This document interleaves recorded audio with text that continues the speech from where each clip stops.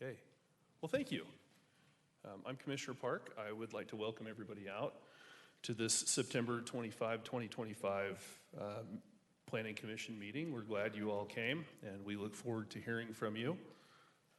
Just a reminder, in the public hearing portion of the meeting, you will have the opportunity to come up and express any opinions you may have regarding that particular agenda item. It is not a question and answer portion to the meeting. It's just come up and express your support or your objection to that particular item.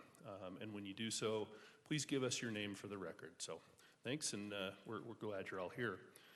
We like to start our meetings with the Pledge of Allegiance, and so Commissioner Keel is going to lead us in that pledge. If you would all please stand.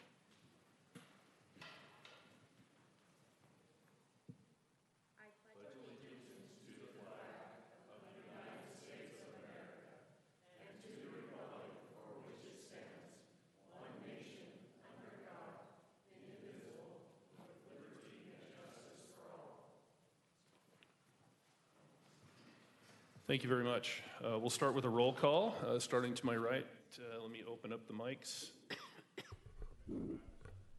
Commissioner Beck. Commissioner Rushton. Commissioner Park. Commissioner Keel. Commissioner Cannon. Thank you.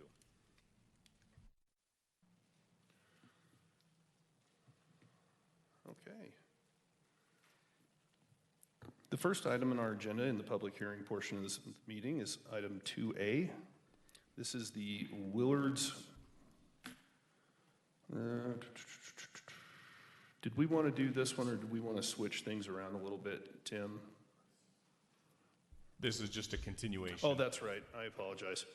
The Willards Farm Subdivision PLZ 25-1006, an application for preliminary subdivision of up to 5 lots on 1.72 acres located near 3100 West, 134 South. The applicant is Alan Prince of MP&G LLC. At this time, we'll go ahead and turn this over briefly to staff for a quick report. So more of an explanation than a report. We went ahead and noticed this. You have seen this as a rezone. We noticed it for public hearing for rezones and conditional use on the private lane. We thought they were going to be ready. With that, I went ahead and decided to notice it. And just a couple of days ago, they let me know they were not going to be ready. They still had an issue to work out. So it was too late to send out a notice to the neighbors to let everyone know that the public hearing wouldn't be happening tonight.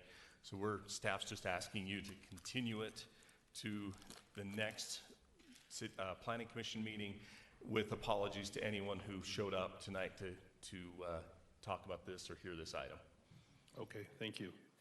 Is there anyone here to hear about this item today?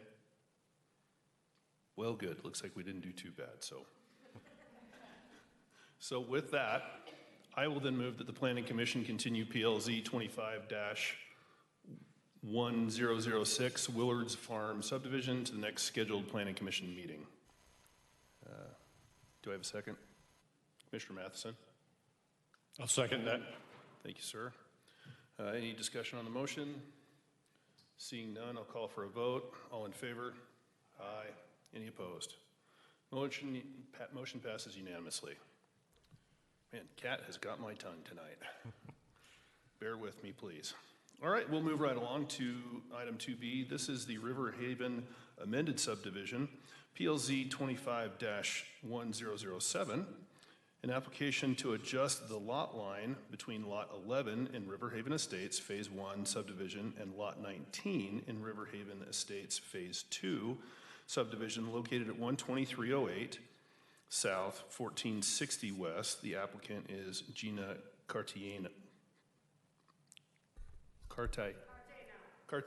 My apologies. This time we'll turn it over to staff for a report. All right, thank you. This is a really simple application with way too much of a backstory. Gina would prefer that it didn't have this much backstory. We have been dealing with this for a little bit and got caught up in some changing bureaucracy with the state and with the county, and we're bringing it back.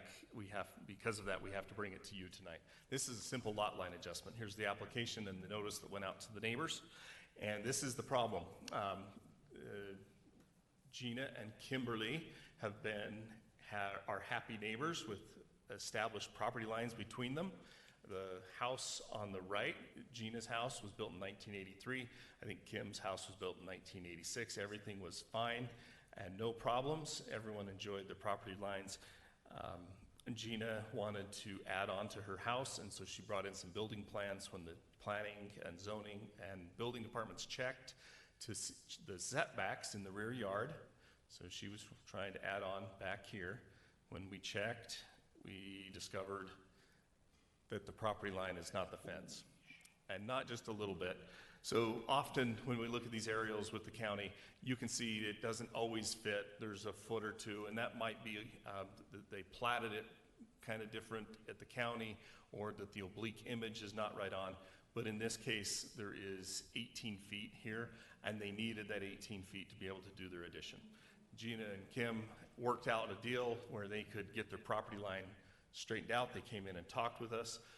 In the past, Riverton had handled these as administrative approvals, and we would simply look at the deeds and a picture of what they're doing and send a letter down to the county and say, we approve of this change. The things we check on and make sure that both lots, the resulting lots after you move a line, still meets the zoning code for setbacks, for size. And this one did, so we didn't think anything of it. Gina took her papers to the county, so they had a survey done. They did their papers, took them. You can see at the top left, or on the one on the left, the top right, they got it recorded. A little while later, the county, it didn't show up. And Gina said, hey, why can't I get my permit? I said, because the papers never recorded. She said, yes, they did. We got a hold of the county and found out the county had rejected it. In part because there was something to correct, but then in the process of that, the county told me that according to the new state code, they have to do a plat to amend the lot line. And Gina's not the only one that got caught in this. There's several properties that I'm working with right now that are going to have to come to you. You saw one last week, which always would have come to you, or last meeting. You may see more like this in the future, as property owners are just trying to fix their boundary lines to the fences or to where they've always believed their property lines to be. So this is a simple deal. They want to just move that property line to the fence line, and we're asking, because it is an amended plat now, the Planning Commission has to approve it.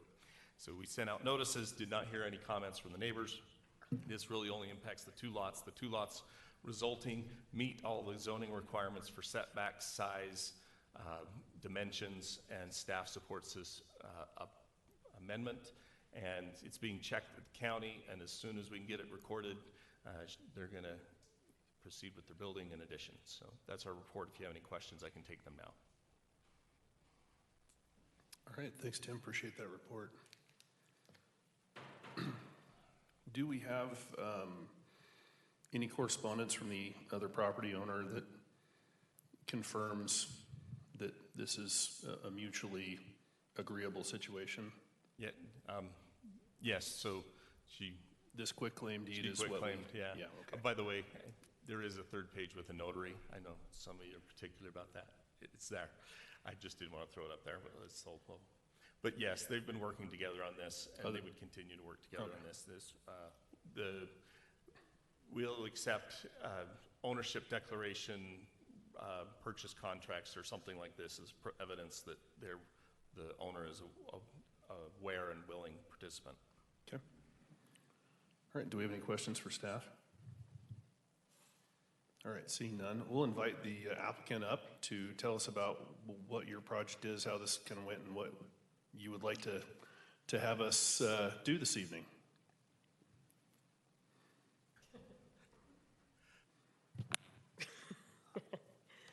So we're just extending our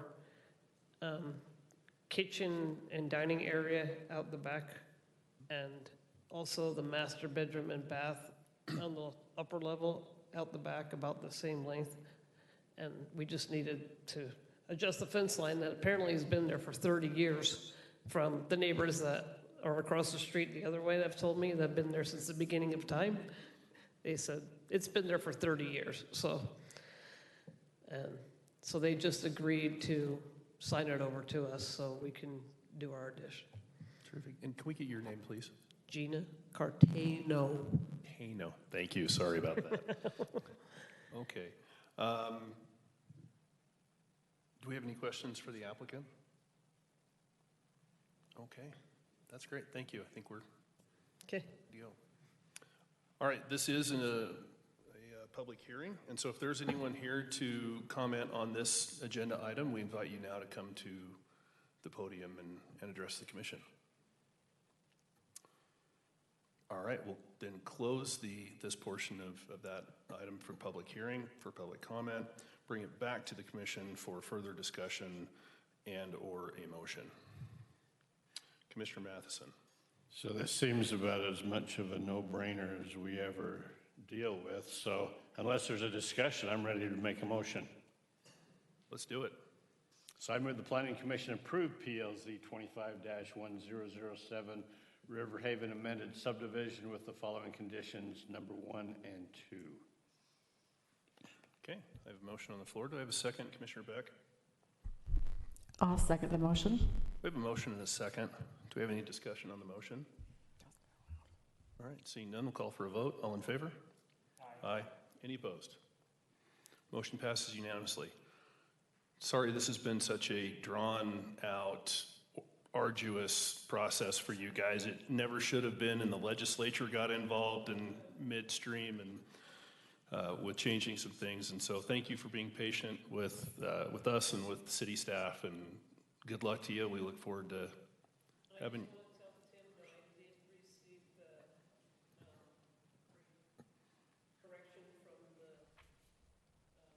County? Surveyor, so they sent it to me, so I just need to take it back to the county. So I have tomorrow off and we'll take it tomorrow. Terrific. Well, best of luck. Look forward to having that project move forward for you. Thanks. And don't feel obligated to stay for the rest of this if you don't want to, and that goes for anybody else. As items check off the agenda, if you're not here for that, go ahead and feel free to duck out. All right. We'll move on to item 2C. This is the Walker property rezone, PLZ 25-4006. This is a rezone application to rezone 1.16 acres located at 2630 and 2610 West, 126 South, from CN or commercial or neighborhood commercial to CG, which is gateway commercial. The applicant is Marco Hiramosillo and Richard Ortiz. And I apologize if I butchered that one too.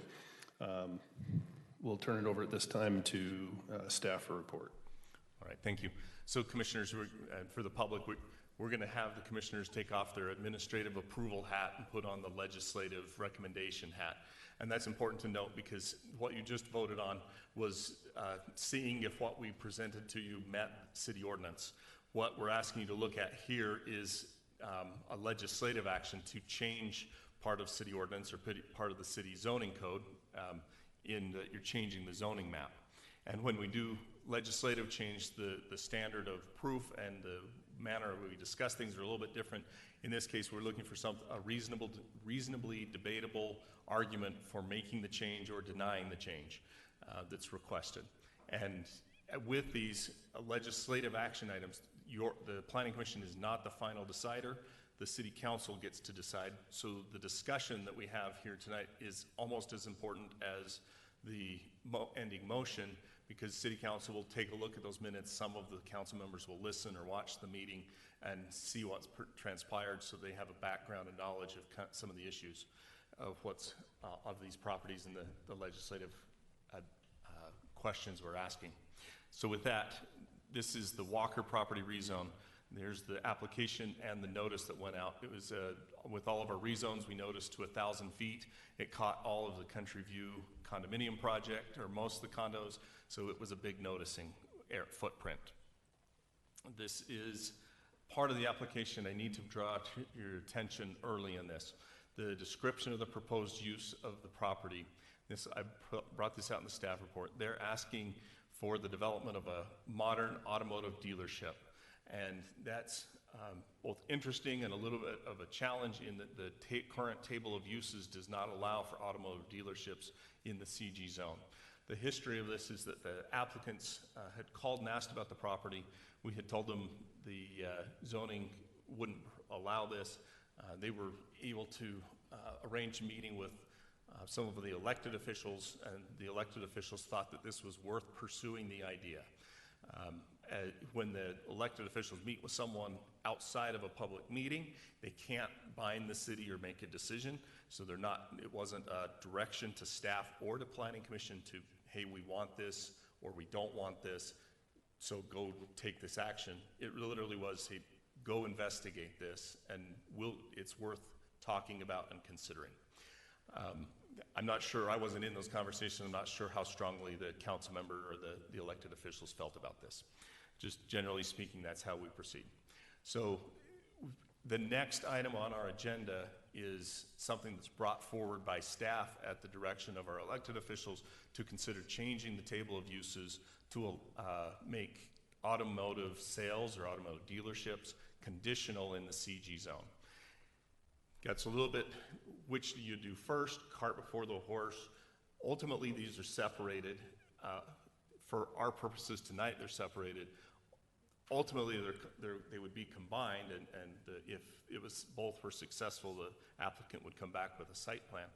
But I encourage the Planning Commission to consider, when you're looking at the CG zone, all of the uses that are allowed. There's nothing by the applicant putting automotive dealership on that application, it does not bind them to do that. Any use that's allowed in the CG zone is allowed once we change that property. And we've seen that happen in the past where we've changed it with someone come in with one idea and then later they change their mind or they walk away and the property's picked up from somebody else with a different idea. That's okay, that's part of the process. I would hope that we don't get focused in on the automotive dealership part during the rezone. Then when we move to the next item, which is considering the table of uses, those table of uses, if we make a change there, it doesn't just apply to this property, it would apply to all properties with the CG zone. So we need to carefully look outward beyond this property and at the whole thing. But with that background laid, I'm going to move, ahead here with the rezone. Here's the table of commercial uses. You can see auto dealership, new or used, not permitted in the CG, permitted in the CR and PCC zones.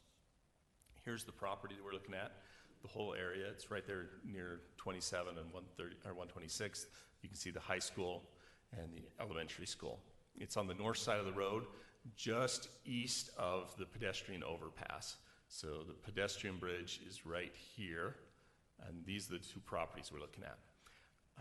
This property, for some who've been around for a while, we kind of still refer to it downstairs in the planning office as the Swim Kids parcel. Swim Kids was a project that was approved on this parcel, I think in 2012, maybe 2015, 2016, somewhere in there, and they just didn't build it. It was approved, though, as a commercial project. Here's a close-up of the property. It's the two parcels, so the bigger piece and then the smaller piece. This close-up also points out a couple of interesting things. There is a shared driveway here. It's an easement that goes back to this property that is a non-conforming use. It's an older use of a fourplex that has an easement across this front piece. The Swim Kids, when they came in with their site plan, UDOT would not let them have another access out here. They made them share this access with the bike shop and continue to provide access by the easement that's existing. And so the shared easement was, or the shared access was here. I'd anticipate that it would look similar. Get a little bit ahead of myself. We would see that in a site plan.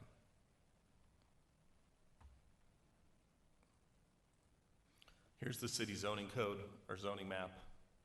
And this is the area we're looking at. I'm going to zoom in here. You can see the properties we're looking at are in the pink. That's the commercial neighborhood zone. Commercial neighborhood has been around for a while, and you can tell it was applied here at the corners with where Maverick is, and then the shopping center or the strip mall that goes to the south, and these corner properties. CG is applied to the newer properties, the newer developments, both to the west and to the east on the north side of the road, a little bit here on the south. Interestingly enough, as you look at the general plan, everything along the north and south side of that road is set out for business park. Business park, the appropriate zoning, CG or CPO is an appropriate zoning for business park. That's compatible with the general plan. So this one is only a rezone, no general plan amendment.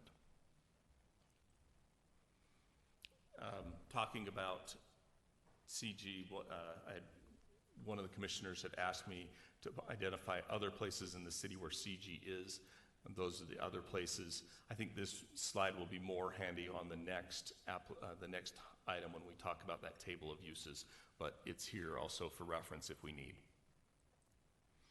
And then the gateway commercial zone, there's the purpose, and that table of uses that we talked about. The gateway commercial is some people question gateway, is that supposed to be on the edges of the city? There are some places where it's on the edge. It's also in the middle. In the purpose, it states that it's supposed to be along aligned with main arteries such as Redwood Road and 126th. And you go back to that map, and that's exactly where we have used it. Redwood, 126th. And then a little bit on the far west end on 134th. That's our report. As I mentioned, this is a legislative action item where your discussion and reasoning is equally important to your ultimate motion. I have two sample motions. There's others that you could create or form. We can help you with that. One is to recommend approval, one's to recommend denial. In either case, those would go to City Council. Recommend to deny tonight still goes to City Council, and City Council can decide what they want to do independent. They just take your motion as under consideration. Thank you for your time. Thank you, Tim. Appreciate that. Yeah, this is a little bit more of a complicated issue than typical on a rezone with the way this is laid out.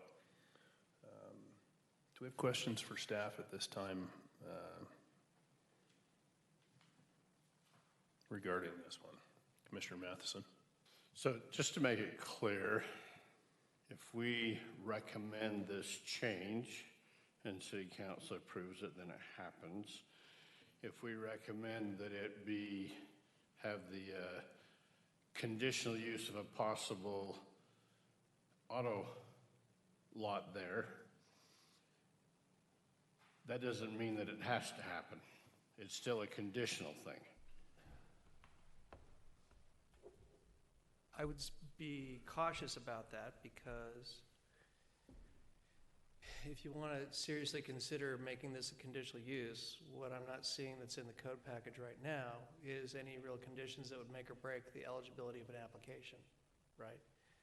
So if you don't have any fixed criteria attached to a conditional use, then in all likelihood, the applicant would be able to meet the standards and ordinance, and any options that we have in denying it would be difficult to meet legally. I'll just put it that way. I mean, in the absence of specific conditions on what should make or break a conditional use application, conditional uses should be considered to be approved uses, but with conditions, right? And it's only going to be based upon conditions found in ordinance, or not necessarily only, but for the most part, those are the sorts of things that you're going to need to rely on if you're worried about making a decision later, right? One thing we should not think about doing is relying on a conditional use status to kind of kick the can down the road to make a final decision. So my recommendation would be that you take a serious look at this head on to the extent you can now and make your recommendation. If you need more information, ask for it. If you want to take more time to consider a CUP, that's fine too, but we would need to talk about what additional conditions should be attached to it. Thank you. Okay, so with this, with the first item we have is simply the rezone aspect of this property. irrespective of what the proposed use may be in the second item that we have on the agenda related to this. So it would seem that a change in zoning to the commercial gateway would be congruent with what is surrounding this piece. What differences, I mean, we have the we have the table of uses in front of us, but quickly, Tim, could you explain to us what that change, if the change from neighborhood commercial to commercial gateway were granted, what would automatically change? What would as far as approved uses for this property without any consideration of conditional use, but what, if anything, would change as far as what would be allowed on this property? I guess I do have a list in front of me. You could go down and look at and compare them. It really boils down to, well, let me summarize the big picture and then we can look at the list. The commercial neighborhood is intended for smaller neighborhood type services that you would use residents in the nearby or adjoining neighborhoods would use. Neighborhood commercial, smaller. It's a little more restrictive. In fact, I frequently tell people it's the most restrictive of our commercial zones. And there's a lot of items that are conditional in there. There's several that are not permitted that are permitted in other places. The CG is not our most permissive. I would call it somewhere in the middle. And we're in allowing a mix of retail and commercial uses that are typical of what you see along there. We see there's restaurants, strip malls, there's some automotive repair shops just on near the canal. Those are the type of uses that there's a bank on the corner. So those are the type of uses that would be allowed in the CG generally. It would be signage is a little bit better in CG. There's some other things that just make it a little bit more appealing to operate under the CG. That has been I think that's been a little bit of a challenge in some of the proposed uses over the years. After Swim Kids walked away, this property has sat vacant. I think it's been on the market the entire time. And we've had a few people come in and ask about projects and just it wasn't permitted or it was going to be a conditional and they didn't want to pursue it. So from a planning perspective, I like putting all the things that match, and to me that matches the general plan, it matches the character, the new stuff in the neighborhood, and it makes sense. That's one possible argument. You can come up with other arguments. You could come up with arguments against that, and that's okay. I noticed, but in the CG, like the auto repair would be a conditional use, and we have a specific in public comment number 3 regarding the noise that would be generated from an operation like that being negatively impacting the mental health counseling facility that adjoins the property. What other, just real quick, are there other possible changes that might be there? Because in the neighborhood commercial, that would be a non-permitted use, so it would be a moot point. Is there anything you can think of as we look at the table of uses that would be a potential noise generating type of use that would also negatively impact this comment And in particular? maybe it's the manner it's used, like just going down the list, you can see apparel and accessories, retail and rental is permitted in the CG, not permitted in the commercial neighborhood. Artists and related services, conditional in CG, not permitted in neighborhood. Automobile repair, we already mentioned. banking services permitted in the CG, not permitted in CN. Building trades and services, this would be like this would exclude exterior storage, conditional in the CG, not permitted in the CN. Yeah. Car Convention, wash, public assembly halls. It convention, could be, yep, okay. convenience stores, there's a few. All right, Commissioner Cannon. So for clarification, Tim, if we tabled this, does it stop here or does it go to council? Well, Ryan, it sorry. can't be tabled indefinitely, if that's your question. At that point, you'd have to it would become basically a recommendation of a denial by default. So are we thinking about tabling just to get further information and input? Yeah. To just continue it to another meeting so that we can get some more?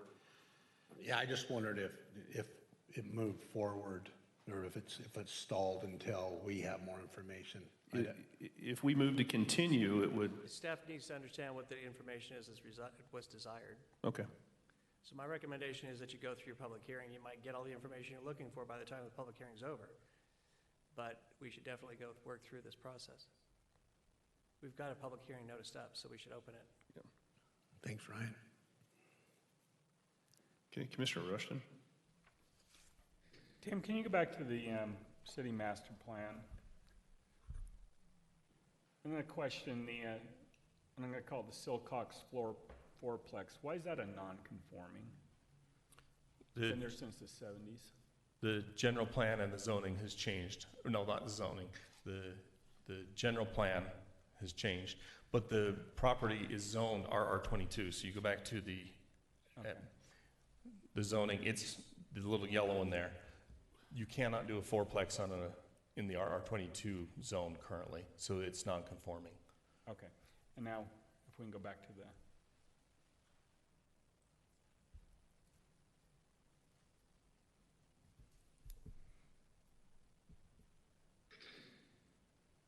yeah, that one. That one? No, Sorry. no, one more. That one.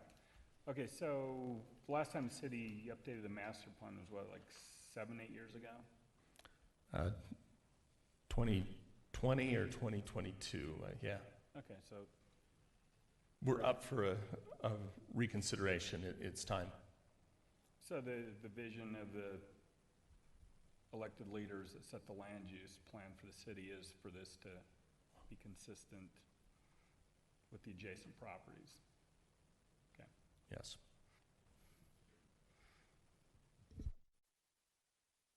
I'm curious, looking at this one, that all four corners are still commercial neighborhood.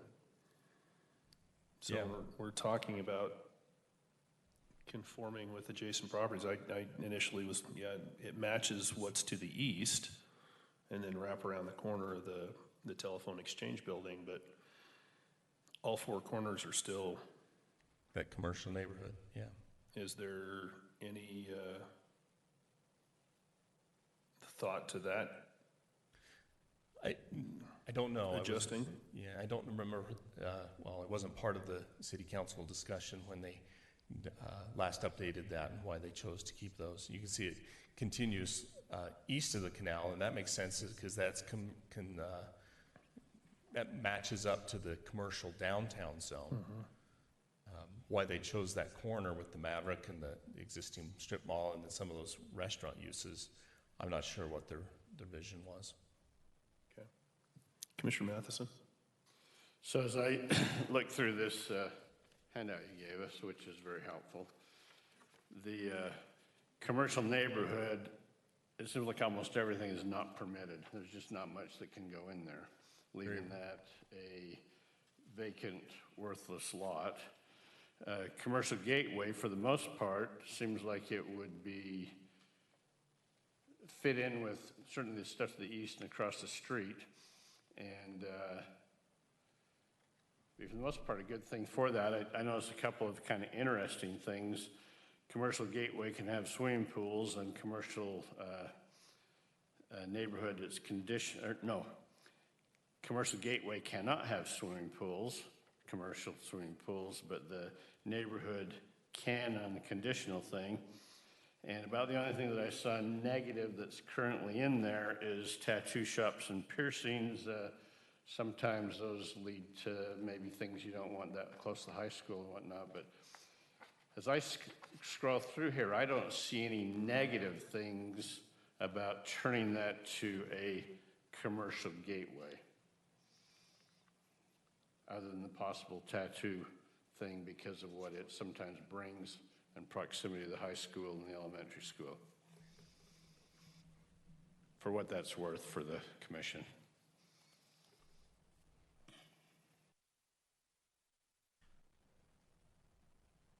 Do we have any other discussion at this point on the commission? Okay.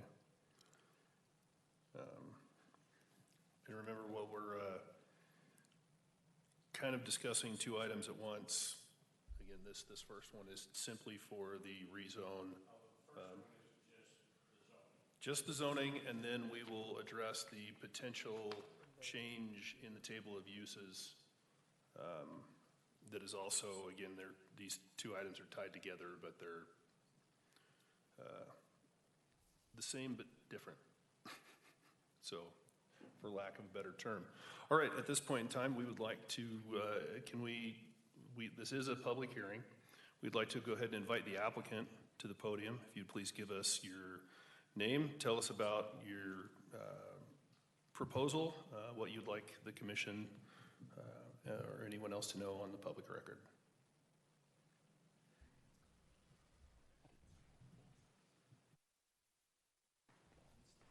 How are you guys? Thanks so much for taking the time.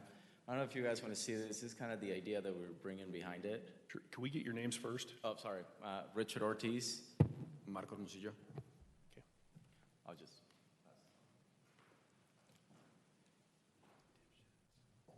Start it down with Commissioner Matheson. So the idea behind it is to build something nice for the city of Riverton, right? It's not, I think when we think about a dealership, we're thinking about, you're driving down State Street and all you see are these parking lots, makeshift buildings so the idea is to actually, and correct me if I'm wrong, I think this would be the first dealership in Riverton City.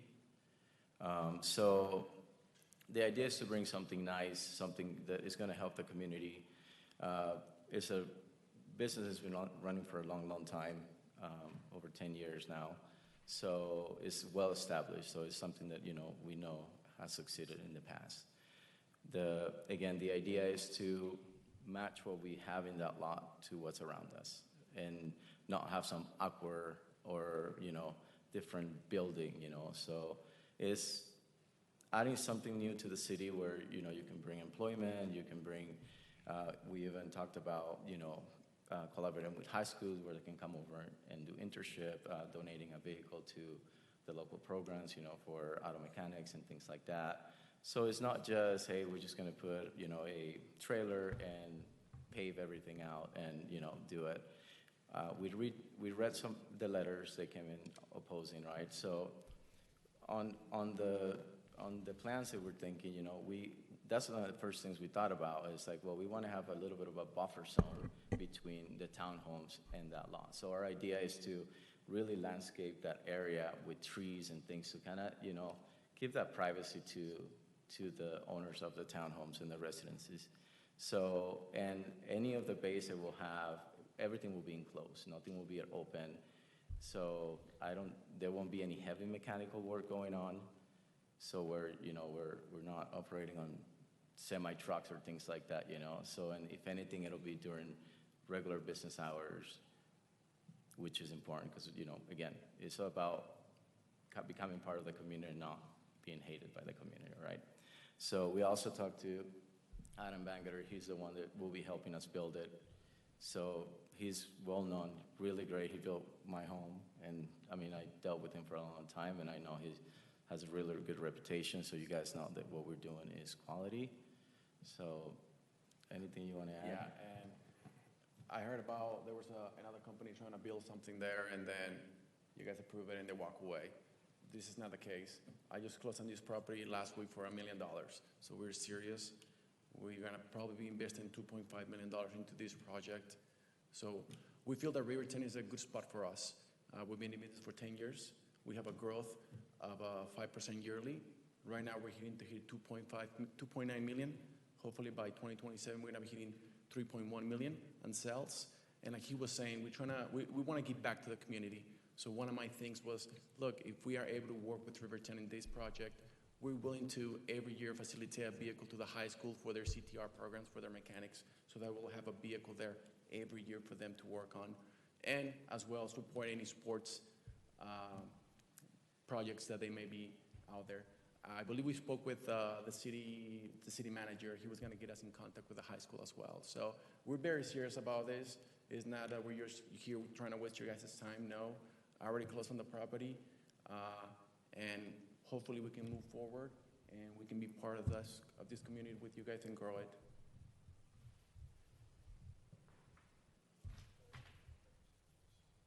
Okay, great. We have a couple of questions for you from the commission.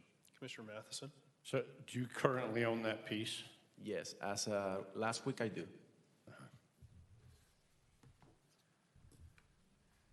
Okay, Commissioner Rushton?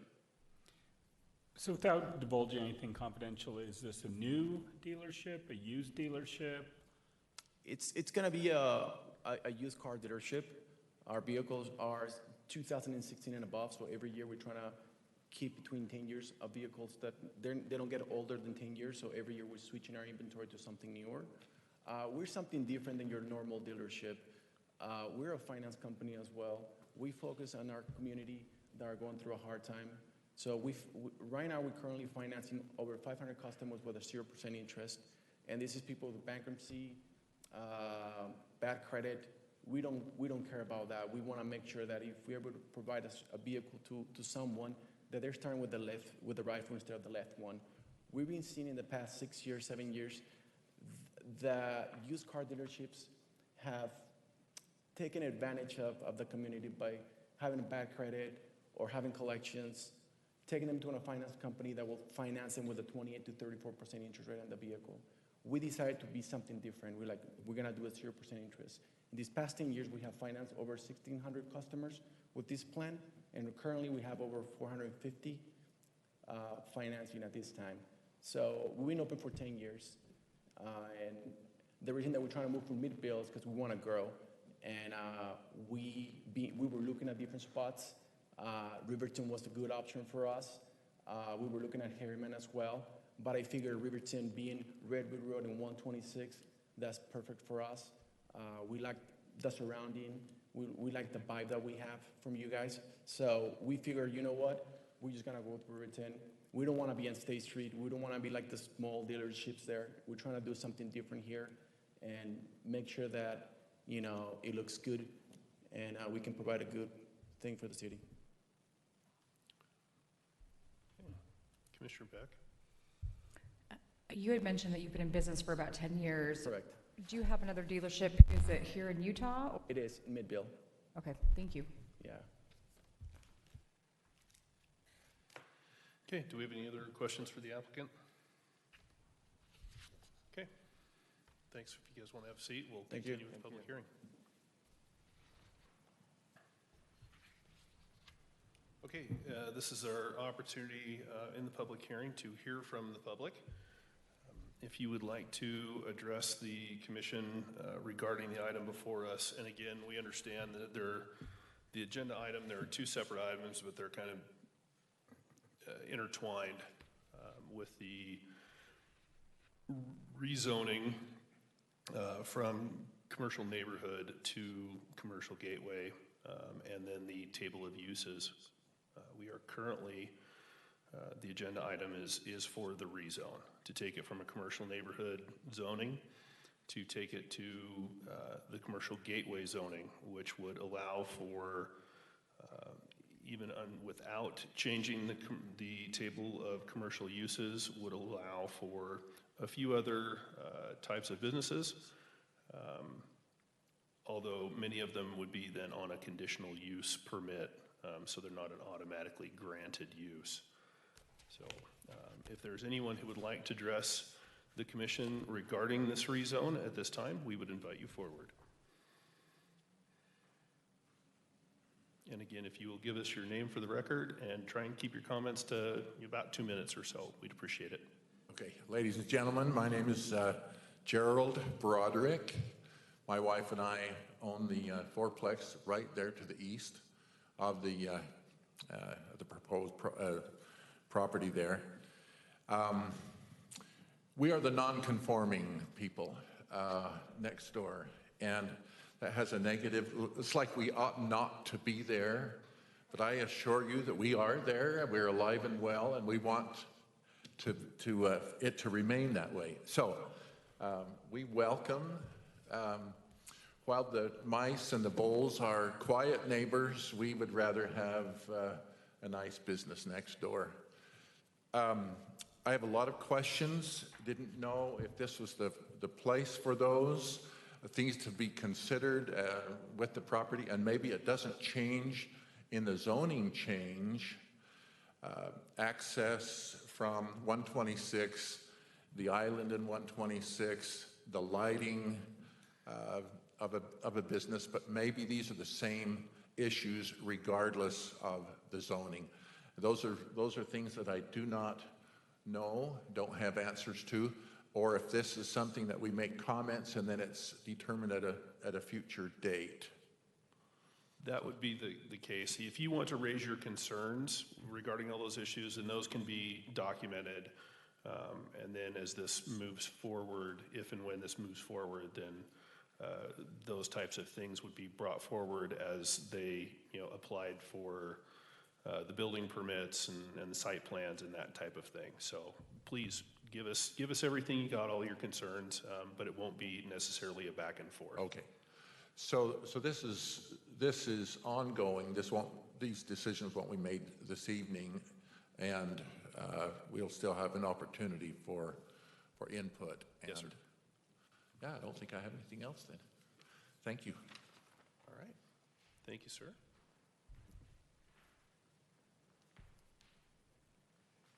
I'm Christy Cox. I am owner of Diagnostic Automotive. I've been in the community for 35 years running business. And to change the zoning to this, my only concern is downtown Riverton, as a nightlife, the only about nightlife that you've got is to go to gyms. We're losing people downtown at night by changing a lot of this. And me being an automotive shop, we close at 5:30, so as you come downtown Riverton, it's people either going up there to Harriman or, you know what I mean? Nobody's staying downtown to do business after probably 5, 6 o'clock unless you want to grab a part from O'Reilly's or a part from AutoZone or a hamburger. That's about the life of what you're going to get. So I suggest that the council takes in effect what downtown Riverton's become. We have, within a couple block radius, 5 automotive shops. 6 will be including that one. Not that I'm opposed of, new businesses come in, growth is growth. But that puts pretty big demand on the other businesses doing the same sort of industry. Whether they're selling cars or they're doing oil changes or whatever. And architecturally, I just don't think that would be a real attractive thing for right there. You know what I mean? I mean, you've got some beautiful strip malls going around there in the community. You've got pizza places and nail salons and things that the community goes to, and I get it, that property sat vacant for a long time and it needs to be developed. But I don't know, it's aesthetically and architecturally, I think it would be a bad move for the council to change the zoning and allow something like that to go in there. That's all I got. Thank you. Well, appreciate your being willing to comment.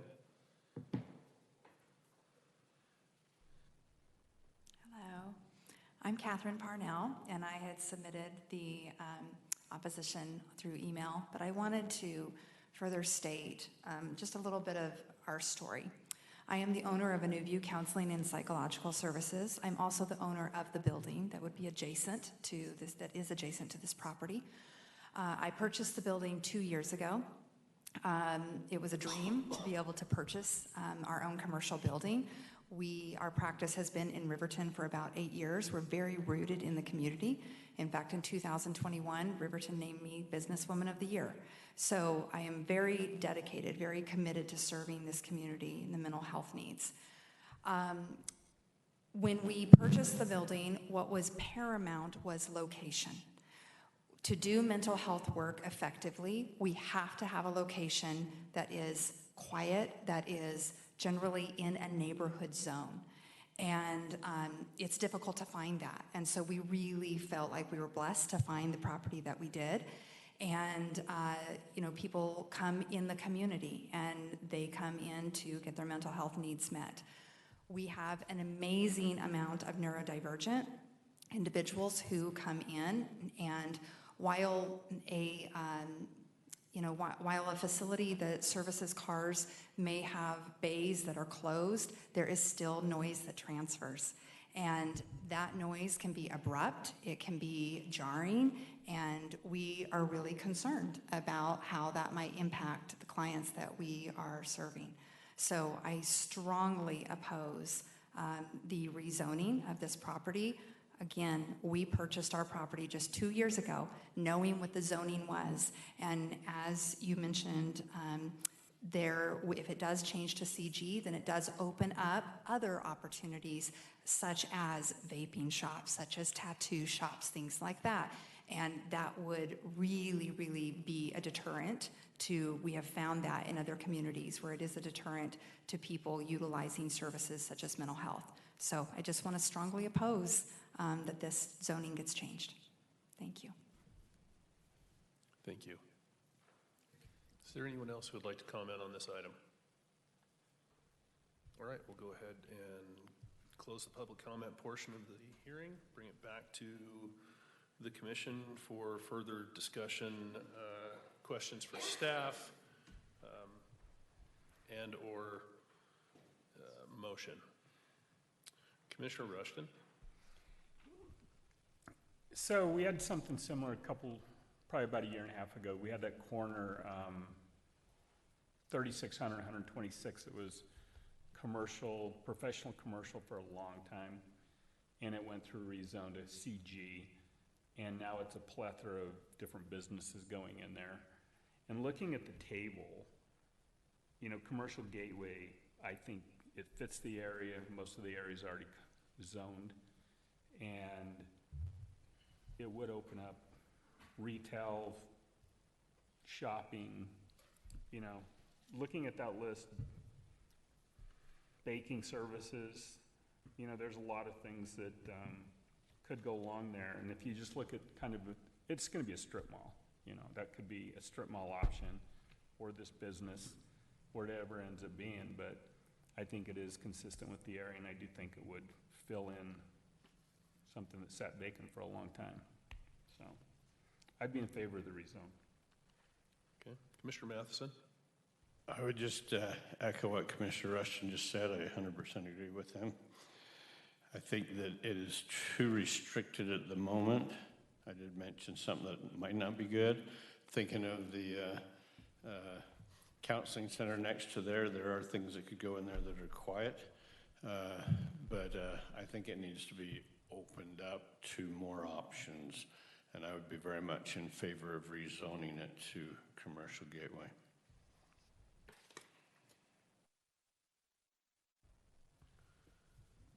Do we have any other discussion or questions for staff, or any follow-up on this? Again, this is a recommendation that we are going to give to the City Council regarding this item. They are the final say as to whether or not this is rezoned.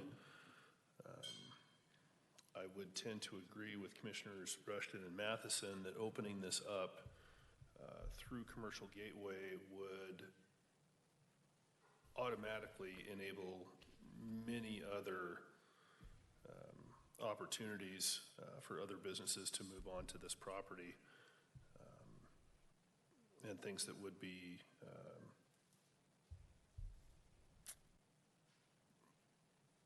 would flow with the surrounding community. So I think I would be also in favor of examining this, the rezone portion of this. The table of uses is an entirely separate matter we'll discuss here momentarily. So, Commissioner Rushton? There's no other discussion. I'm ready for motion.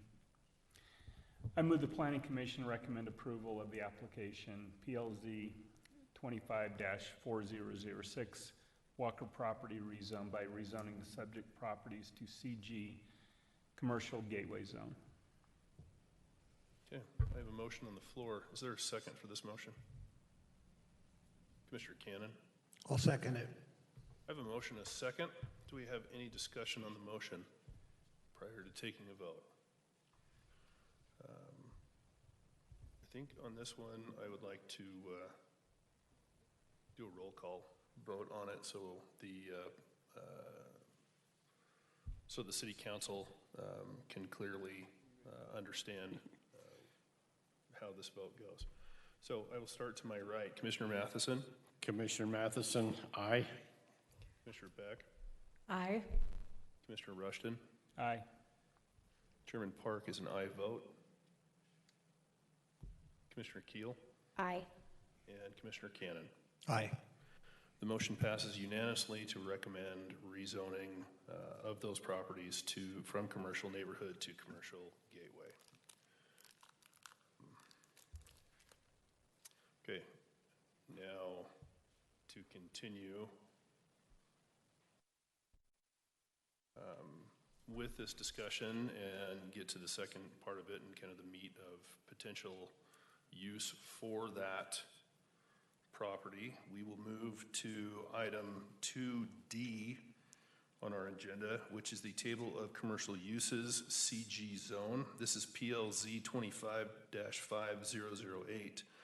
Riverton City is proposing changes to the Land Use and Development Code, sections 18.90.010, table of commercial uses, and 18.70.030, conditional uses CG zone, allowing and defining conditions for auto dealership, new or used, as a conditional use in the CG zone. At this time, I'll turn it over to staff for a report.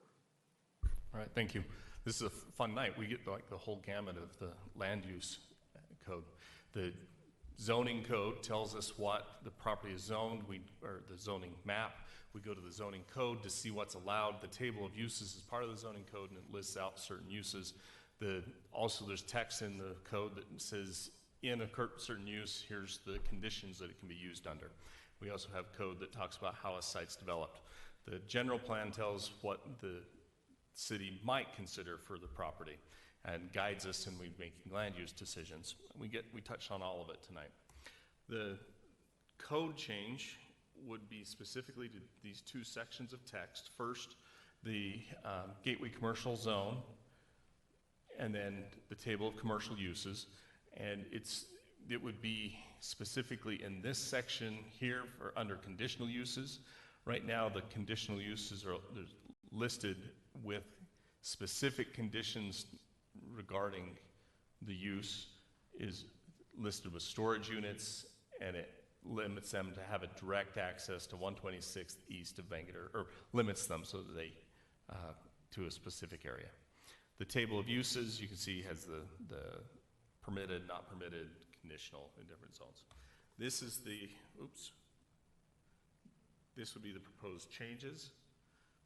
The top would change what's on the right. The bottom part would change the existing code that was on the bottom on the left. So you see the table of uses, auto dealership, new or used, would be changed from not permitted to conditional. And the conditional uses would change to add number 2 and say auto dealerships, new or used only, on property or combination of properties of at least 1 acre, having frontage on 126th and/or Bangor Highway. Such use must be on a finished commercial site accompanied by approval of a commercial site plan and include permanent and compliant office sales buildings. So there's a couple things in there that were important to include. One, that it's the area, it's area restricted to 126 South, or if it has frontage on Bangor Highway, or it's adjoining Bangor Highway. Second, that it be more than an acre. That third, that the lot be finished. It's not an empty lot or a vacant lot or a dirt pad. It would have to be a finished commercial site plan that would come before the Planning Commission.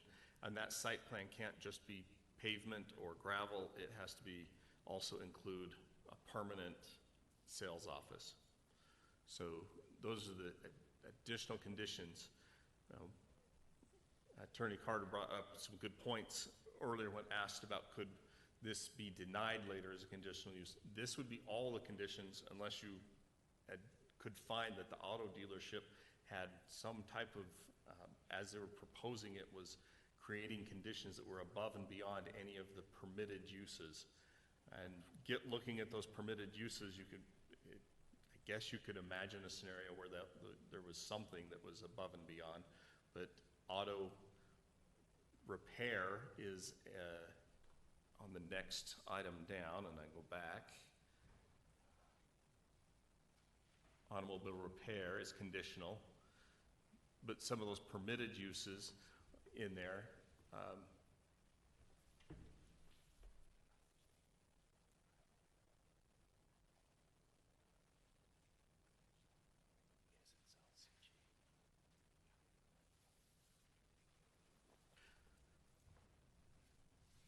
so the conditional use would be tied to what's written in the code under 18.7.0.30, or what's above and beyond what would be permitted on the table of commercials, table of commercial uses.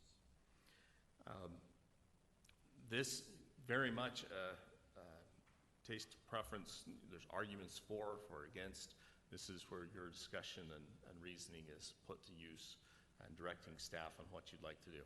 There's multiple paths again tonight. You could ask us for more information. You could accept it as is. Here's our example motions. You could just deny it and recommend denial to the City Council. You could recommend approval but with additional conditions so that we could change the table here, but we could craft other things here. I think if we start crafting things here, we're probably looking at you giving us direction on what you would like to see, unless it's fairly simple and we bringing it back to you with some additional research. That's just my initial feeling. There might be other solutions. That's our report. We'll happy to answer any questions you have. Appreciate that, Tim. Thank you very much. Will you bring back up that overall map with the city right there? Okay. I think that will be helpful as as this discussion moves forward. Commissioner Rushton. So we already have areas where you can have auto dealerships, commercial regional and the planned commercial center. So Tim, can you kind of just walk us through where those are permitted today? Yeah, that's a great point. Excellent question. The CR zone is this dark purple. It looks a little different, maybe magenta on the televisions, purple up front. Here, along 134th, there's properties, and then along Bangor. So Lowe's is here, the hospital, Home Depot, Walmart. The other one is the PCC, which is the light purple here, and Holiday Oil is here, and then there's the Flex office that's being built out. The other place that's not listed in that table because it has its own zoning code is the SLR Master Development. There is a table of uses for SLR inside that Master Development Agreement.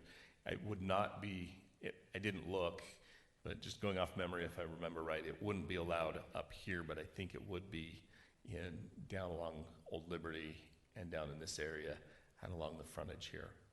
So there are some areas, multiple areas in the city that would be allowed. The other thing that, the one limiting factor there is the PCC is pretty much limited to right here. The regional commercial zone would not be we couldn't just rezone this property to regional commercial. That was one of the conversations I think Jason had with the applicants for the rezone. The regional commercial really is intended to go along those regional corridors. Well, here along Bangerter, and maybe there's an argument that this becomes regional commercial. So far, the city hasn't done that. It's kept it out along on the west side. But it would not be a great fit to put regional commercial in the middle of the city. And the city's held that for a long time. I think that feels like that's the right way to continue.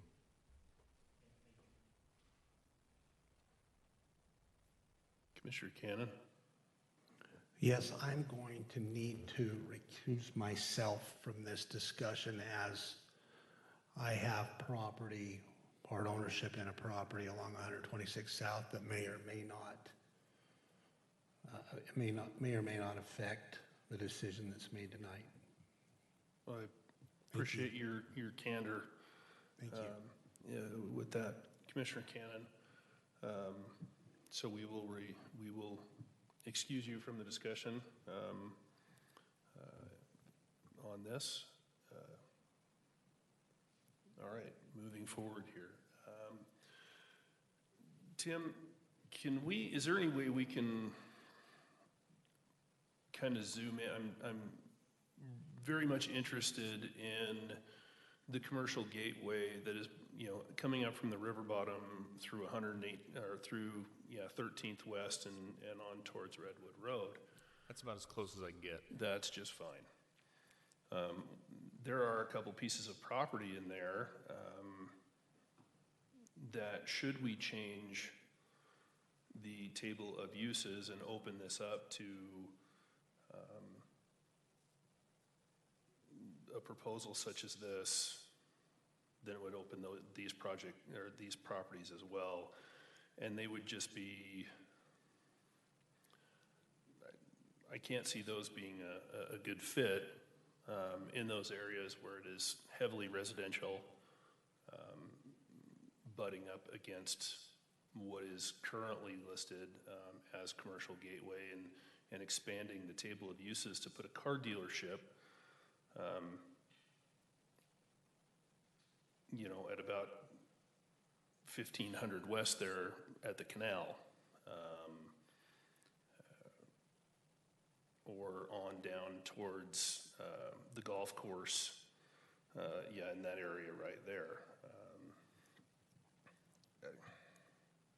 I don't know, I did put this out to the rest of the commission. I think there's part of the drafted language that I think I agree with, in that allowing an auto dealership or something along those lines in commercial gateway along where fronts Bangerter through a regional corridor would be an acceptable use and a good fit along something like Bangerter, but along 126 South through the heart of town,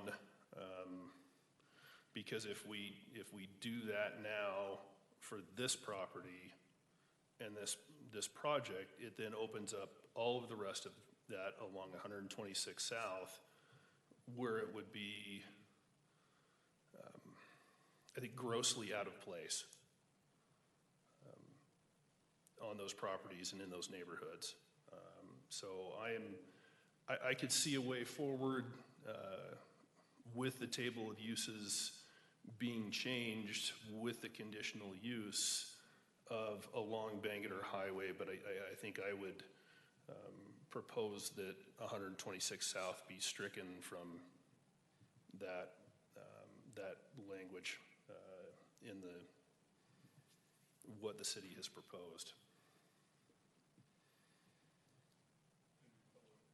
Do we have any other comment from the Commissioner Matheson? So I drove by the piece today and, trying to envision a auto dealership in there. And I live on a half acre. It's a whole lot of lawn to mow and whatnot. But if my house were the dealership, there's just not much room for much else. And if these folks are going to put a dealership in there on 1.19 acres, how do they expand as they're kind of talking about being able to do? And I'm just not happy about the thought of a automobile dealership going in such a small place, and the proximity to the high school, people trying out cars, and they hit the gas and see what it'll do, and there's somebody crossing from the elementary or whatever. I just don't see that and that's not our discussion tonight. That's yet to come. But I just don't see that's a place that there should be an automobile dealership. And I kind of crossed my mind, well, what if you said, well, do it in commercial gateway if it was a site of 2 acres or 3 acres or something bigger than that, then that would maybe allow it to be there on the east end. But I'm not in favor of doing anything that would make it so that we would regret later something we created, and I appreciate our city lawyer and his comments. All right, thank you for that. Well, this is a public hearing, and we would be most interested. I know some of you already kind of spoken in the previous agenda item with the rezone. And so if you have any additional comments regarding this, or if you have heard anything in the discussion of the commission that you would like to comment on at this time, we would invite you forward to do so. Is there anyone that would like to speak on the possible change for the table of commercial uses? Yes, please. And again, I'm sorry, give us your name again and the Right. whole. My name is Catherine Parnell. Again, I oppose this. I think, as you are pointing out, I think this is something that really begins to open a can of worms. I think then it starts stretching down into more dense neighborhood areas, as you're seeing on the map.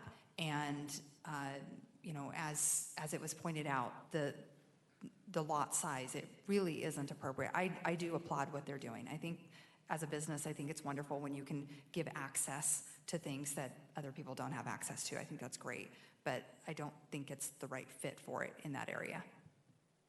Okay. Thank you. Christy Cox. I'm just concerned with being a business owner in kind of the same kind of industry, that with, like I said, as many automotive dealerships, not dealerships, but automotive places that are within a few city blocks right downtown Riverton, that it does add an extra strain on businesses. You're competing for that customer, for that, oil change, or that, checking out a car. And I know that it's a dealership, but they're still going to be doing those sort of things at this facility. And so I just think that it puts an added strain on the businesses that are already downtown Riverton. Thank you.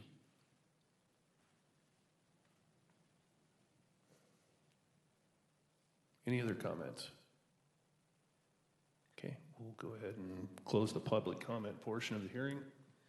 Bring it back to the commission for further discussion and or a motion. Commissioner Rushton. So I just think we need to remember we're not talking about a specific project or parcel. We're talking about the zoning, and it's many areas throughout the city could, if we change the zoning tables, could have auto lots. So, we've never done that as Riverton. The city council, they set the land use plan. They've looked at it several times. There are communities that went all in on the auto business. Riverton's doing it. Or Harriman, they're doing an auto mall something. South Jordan did one, 30, 40 years ago? So, they have a place. Riverton does have a place for auto dealerships. already defined, so I don't think we need to change the tables. That would be my feeling, is we deny it and leave the tables as is. Okay. Other discussion, comments? Commissioner Matheson? So I feel bad for the applicant in the sense that they've bought this land and have an intention for it, but that doesn't make it right for the city. And I really think that having allowing auto dealership in that little place would be wrong. So I would be against it and recommend to the city council that they not approve that. Thank you. I'd just like to say that, for the record, any changes that are or are not made in regard to other businesses in the area, we're not in the business of picking winners and losers. We will, when people want to come in and propose a project, if the project's a good project, then we like to move forward with those and let the market decide the success or failure.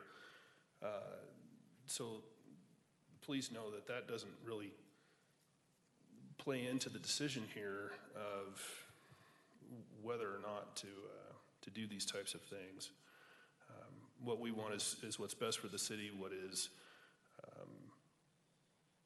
in agreement with the overall plan that the city council over the years has placed with the zones, with what types of businesses should be in any given zone, and ending up with a community that is in concert with that and that is going to be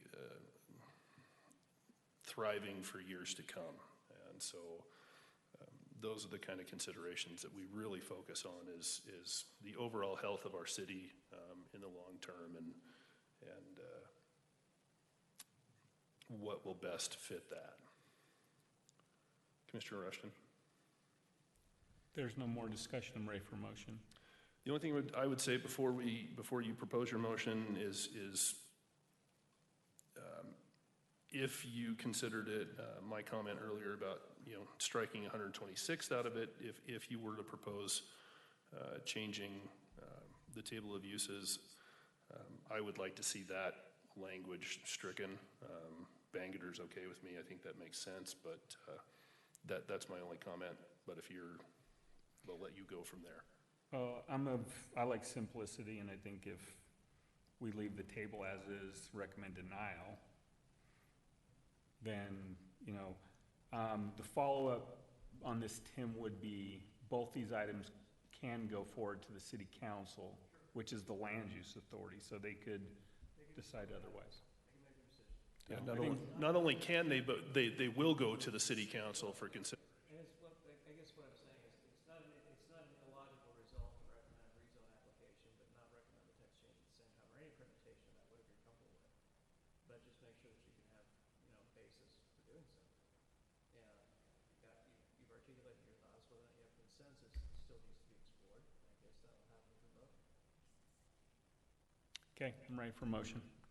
Go ahead. I move the Planning Commission recommend denial of application PLZ 25-5008, auto dealership in the CG zone text amendment. Okay, I have a motion. Commissioner Beck, do I have a second? I'll second. I have a motion and a second. Is there any discussion on the motion? Seeing none, I'll call for a vote, and we're going to go ahead and roll call this one again as well so that the city council has very clear understanding of the commission's thoughts. Commissioner Matheson? Aye to the denial. Okay, Commissioner Matheson and aye. Commissioner Beck? Aye to the denial. Commissioner Rushton? Aye to the denial. Commissioner Keel? Aye to the denial. And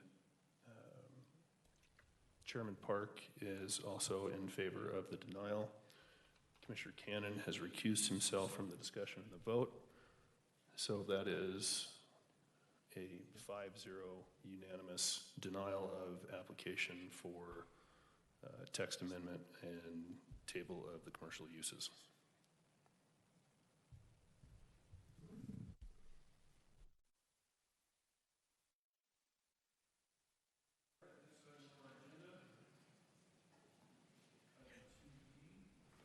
You'll be in tomorrow to talk to Jason? This is a site plan landscaping standards discussion. This is PLZ 25-5007. Folks, we appreciate your being here tonight. If you could step out into the hallway to discuss this. Excuse me. Would you mind stepping out into the hallway to go ahead and chat? We appreciate your participation and wanting to continue the discussion. Thank you. Okay, so item 2E, this is a site plan landscaping standards, PLZ 25-5007. Riverton City is proposing changes to the Land Use and Development Code, Section 18.215.030 relating to landscaping and tree standards. This is brought to us by city staff, and we'll turn it over to them for a report. All right, thank you. This is a continuation of some work we did earlier this year. On the left, there's our city webpage with the chapter 18.215, talking about site plan review and standards. Inside of that,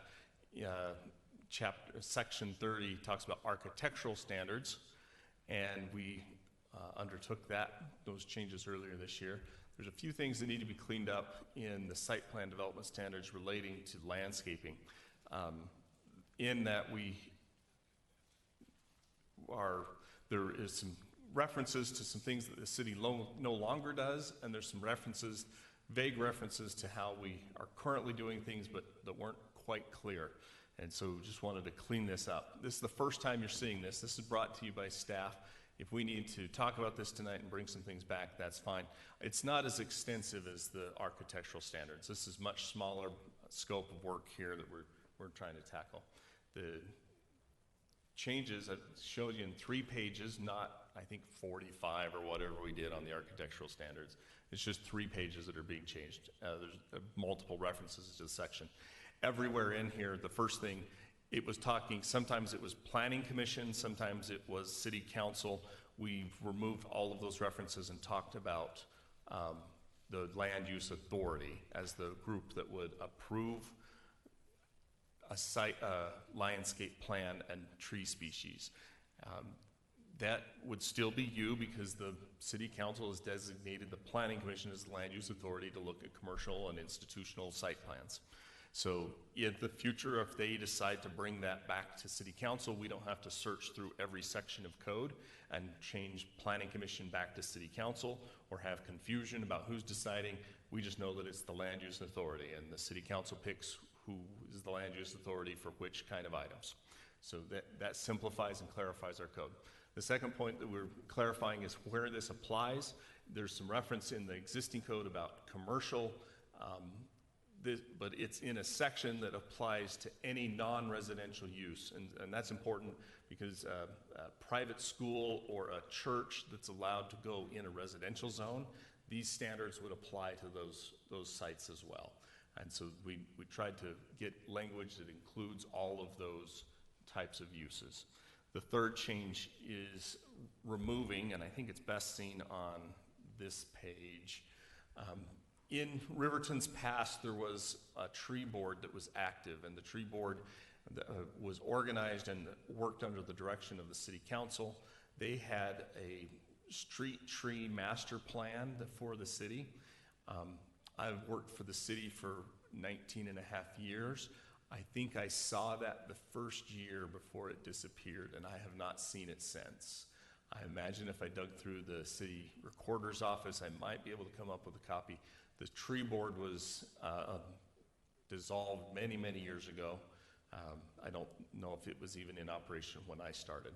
So we've removed those references and have gone, Even though there's references to it, we weren't enforcing it because that was not in place. Those references are removed, and we put into place in here what we currently are doing in that, and that there's on a commercial or industrial site, 20 trees per acre. They do street trees at 25-foot intervals along the frontage, and those street trees are approved by the recommendation from city staff. So if they're going in the park strip, we're going to ask our experts in the city what trees they like. In the past, the city maintained a list. The problem is the lists are constantly changing. They're coming out with new tree species all the time, and it's constant work to get everything updated. We just rely on our public works staff, our arborist, those who take care of the trees, are working in the park strips to give us a good recommendation. And then that is just a recommendation. Ultimately, you all get to decide as the land use authority. So that's kind of how we have been operating, and it just clarifies in the code and codifies what we're doing. If you had a chance to read that, if there's any specific questions you have, I can answer them. The city adopted the Jordan Valley Water Conservancy District standards. This doesn't impact that. Though we left all these sections in, they work harmonious with that, and we're not adjusting any water-wise or water conservation standards that were put in place with that particular section of code. Just codifying the process of reviewing and approving landscape plans. That's our report. Since you're seeing this the first time, we can talk ideas, we can talk concerns if this needs to be broadened out, if it needs to be focused in, up to you where we go from here. Thank you. I have a quick question. Do we have a city arborist? Yes. Steve. Who? Can I ask, who is our city arborist? Roman. He goes by the name Ron, I can't remember his last name, but he's a good dude, he works in the public works department. I remind him that just because he can't hear the trees, it doesn't mean they're not screaming. We have a good old time about those sort of things. Well, I'm glad to know we have someone who we can rely on. This is why you don't ever see him, is because he's out working all the time. I mean, honestly, the city of this size can support, has enough work for Several arborists. Yeah. All right. Well, that's good to know on this, as it references, city staff to consult with, that we do have a trained and qualified arborist to consult on these issues. So really, Tim, this is just kind of a cleanup again as you move through your review of the code to bring it more in line with the current structure within the city. Yeah, we're working on a big overhaul. There's a few little things that just seem like low-hanging fruit and also important. This one came back to my attention a couple weeks ago when a landscape company called and was referring to this and wanted the street tree master plan. When I told them we didn't have one, they were insistent that I get it to them. I tried to explain how we walked through the process, and younger generation said, no, if it's not in writing, it's not real. Yeah. Okay. And I understood his argument. I couldn't disagree with him. I like, hey, let's put it out there. Google is there, and people are Googling our webpage. Let's make our code reflect what we're actually doing. Right. Yeah, that makes total sense. Do we have any questions or comments for staff? Considerations that you'd like to maybe see some changes in this, or Commissioner Matheson? Just comment, I had a big break in my professional schedule, so I sat and went through all of this, and it all made sense to me, so I'm happy with it. I like it. Any other comments, questions? Okay. Again, this is a public hearing item, and so we invite public comment at this time. If there's anyone here that would like to comment on this item, we'd be happy to hear from you at this time. Okay, seeing no public comment coming forward, we'll go ahead and close the public comment portion of the hearing, bring it back to the commission for further discussion And do we have a, there we go. Anyone who wants to take a crack at this? Any changes that we'd like to see with it? Other modifications? Anyone? All right, well, Commissioner Matheson, since you've read it so very thoroughly. I even didn't fall asleep. That's pretty good. So, is there any further discussion before I make a motion? There does not appear to be. Then I move the Planning Commission recommend approval of application PLZ 25-5007, landscape guidelines by amending the Riverton City Code 18.215.030, parentheses 3, as presented. Okay, we have a motion on the floor. Do we have a second? Commissioner Keel. I'll second. We have a second from Commissioner Keel. Any discussion on the motion at this time? Seeing no discussion, we'll call for a vote. All in favor? Aye. Aye. Are there any opposed? Motion passes unanimously. Thanks, Tim. That's great cleanup work on the code. All right, that closes the public hearing items. There are no decision items currently on the agenda or discussion items. However, I would like to take a moment to commend our code enforcement. Out as I was knocking some doors through the course of my other pursuit, ran into a lady who had some issues with the ability to, or how you go in and register a concern with the city regarding a code violation. So I walked her through that process on my phone, and we did kind of a test, and I didn't anticipate, because of the way that I did it, I thought it would get opened up in the office and everyone would get kind of a chuckle and know just exactly what it was, because I put in the text of it, this is a test. But nope, code enforcement showed up because the address on it was my home address. And 2 days later, code enforcement showed up to make sure there wasn't a problem. So bravo to code enforcement and the follow-up that those folks do. Really appreciated Chad and his thoroughness and demeanor as he followed up that not so real complaint. So thank you for allowing me to publicly put that on the record. I think our folks do a great job. All right, that closes out the discussion. We are now to the minutes, and we bring those up. Do I have anyone who would like to take a crack at that? All right, I guess I will. I move the Planning Commission approve the minutes from the Planning Commission meeting on August 28, 2025 as reported. That is my motion. Do I have a second? Commissioner Matheson. I will second that. I have a motion and a second. Any discussion on that motion? Seeing none, call for a vote. All in favor? Aye. Any opposed? Motion passes unanimously. And I motion to adjourn, which doesn't need a second. We are adjourned. Thank you very much. Appreciate the thoughtfulness tonight.